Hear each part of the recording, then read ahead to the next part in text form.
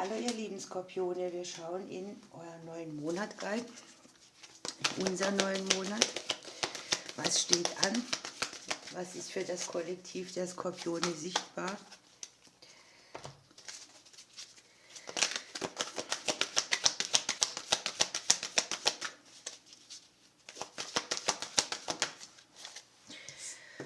Wir haben die höheren Weihen und wir haben unten am Deck den Seerosenteich mit dem inneren Frieden. Ja, hier ist Nebel auf der Karte, ne? Das ist eine Situation, wo man nicht so richtig den Durchblick hat oder wo man nicht so weit ist, dass man klar sieht. Und die Karte sagt einfach, dass man sehr beschützt ist und auch sehr angebunden, dass die Ahnen sehr nahe sind oder die spirituellen Hüter und dass sie uns unterstützen auf unserem Weg. Hier ist sehr viel spirituelles Wachstum und die Karte sagt, wenn man den Weg nicht erkennen kann, sollen wir unserem Herzen vertrauen und den Gefühlen mehr als unseren Augen, denn die sehen ja in diesem Nebel auch gerade nichts. Und es kann ja sein, dass man in unerwartete Richtungen geführt wird. Mit dem Seerosenteich ist es dann so, dass wir tatsächlich eine Phase ablösen, die ja, uns wieder verbundener hat werden lassen oder wo man einfach jetzt erkennt, irgendwas hatte einen Plan. Da, wo man jetzt noch nichts gesehen hat, kriegt man hier dieses Ding, ja, ich kann den Sinn erkennen. Hier ist sehr viel Gelassenheit, man nimmt den inneren Frieden wieder mehr wahr. Man spürt Harmonie, hat Ängste transformiert und auch da ist nochmal die Verbindung nach oben als Hinweis. Und hier ist natürlich dieses Gefühl, auch alles ist gut oder alles wird gut und ich kann etwas hinter mir lassen, was mich längere Zeit beschäftigt hat oder aus dem Frieden gebracht hat.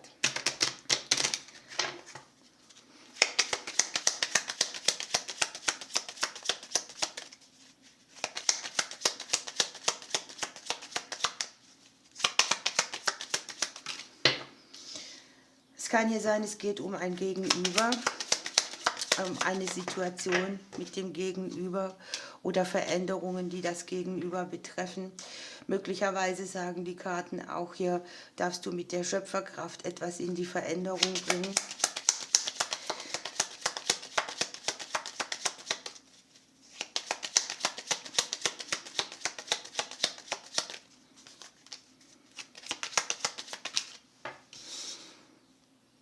Äußere Umstände sind hier sehr wichtig. Man denkt so drüber nach, das ist auch das, warum hier der Nebel ist. Ne? Was kann ich alles kontrollieren, was kann ich nicht kontrollieren? Wo lasse ich mich vielleicht auch zu schnell mitnehmen? Wie steht meine Welt, wenn das Außen mir etwas anderes präsentiert?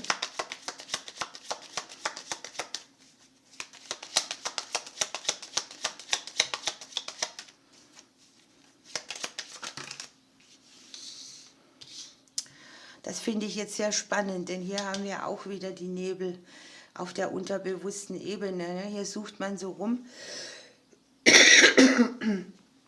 und überlegt und tut und hat nicht den Durchblick. Und es kann ja auch sein, es geht um Situationen in der Vergangenheit, die Konflikte mit sich gebracht haben.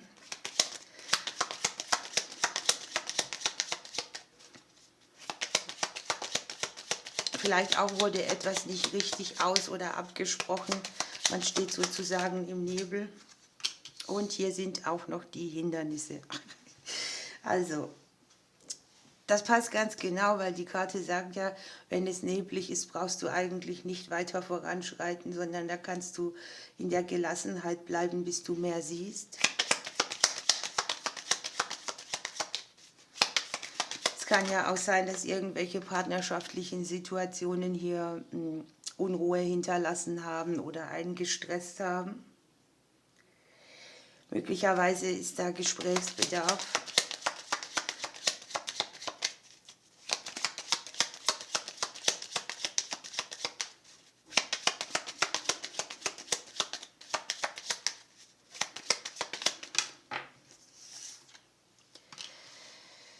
Ja, hier ist es so,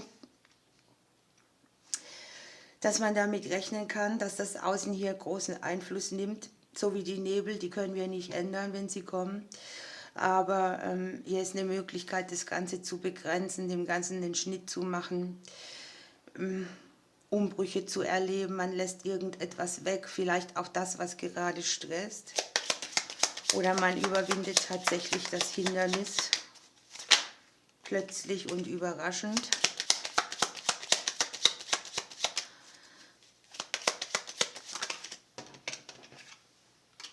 Ja, hier sind viele Verstrickungen auch mit dabei, ne? So vielleicht auch in Partnerschaften, vielleicht Konkurrenzsituationen oder auch Mutterthemen, die mit einspielen. Vergangenheit, Verletzungen aus der Vergangenheit, Umwege. So, die sind mir jetzt beide rausgefallen. Hier sind schicksalshafte Nachrichten. Kommunikation scheint hier sowieso ein Thema zu sein, das wichtig ist. Wir haben die Routen, wir haben die Eulen, wir haben den Brief. Es kann ja auch sein, es erreicht irgendjemand eine Nachricht, die dann tatsächlich inneren Frieden mitbringt oder mit etwas abschließen lässt. Und hier unten sind tatsächlich die Schattenthemen dran, die Emotionen, die hier irgendwie mit eine Rolle spielen. So, schauen wir, welches Kraft hier uns begleitet.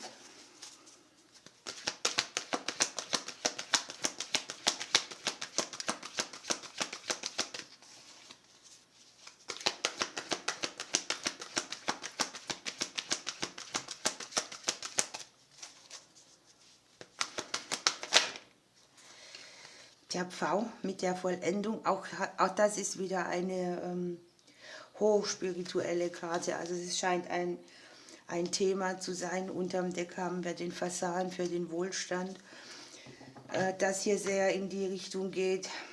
Wie stark ist man im Vertrauen? Wie stark ist man angebunden? Wie viel Macht hat das Außen auf einen? Wo ist die wahre Größe? Was kann man daraus machen? Hier sind einfach Antworten, ne? Die Schlange hier, wir haben ja hier auch Ahnenthemen, ne? Können auch für so diese weibliche DNA stehen oder wo einfach die Ahnen uns Lösungen mit präsentieren.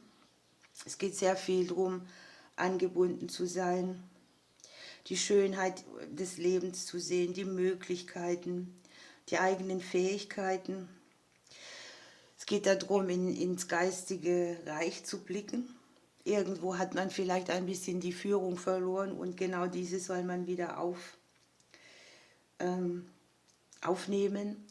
Und das ist jetzt auch sehr witzig, ne? Wir haben ja hier die Nachricht und die Karte sagt, du erhältst in der nächsten Zeit eine wichtige Botschaft. Eine alte Angelegenheit kann jetzt gelöst werden und Frieden breitet sich aus, das doppelt sich. Ne? Und es ist so, dass es so ein göttliches Einschreiten ist, eine Befreiung, die uns von oben gesandt wird, um dass wir zu Wohlstand kommen. Der Fasan wiederum gibt uns hier die Botschaft mit, dass alle irdischen Angelegenheiten geregelt werden oder zeigt uns auch, wie es geht. Auch bei verwaltungstechnischen Dingen. Es geht darum, dass wir unsere eigenen Talente auch präsentieren, das Beste erwarten, Ängste überwinden, das haben wir hier ja auch. Und er schenkt auch Ausdauer und Kraft. Er lässt uns hinter die Gesetze der Erde gucken. Verwaltungstechnische Hürden kann man hier sehr gut meistern. Man darf sich zeigen, man braucht sich nicht verstecken und vor allem, man soll sich nicht kleiner machen, als man ist. Es ist hier wichtig, seine eigene Größe zu leben. So, wir nehmen noch eine Pflanze.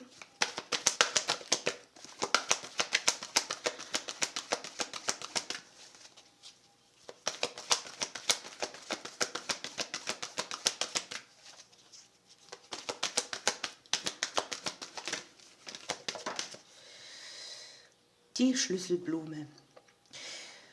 Ja, hier sind ja Weiblichkeitsthemen auch dabei und hier geht es einfach darum, dass man sich an die Kindheitsträume erinnert. Die Schlüsselblume öffnet verborgene Seelenräume und schließt dir den Himmel auf. Hier können auch so Träume, die man hat, die einem vielleicht auch mal nicht gegönnt oder vergönnt waren, diese umzusetzen, sich nochmal präsentieren oder zeigen. Und wir haben, dass wir mit leichterem Gepäck weiterreisen.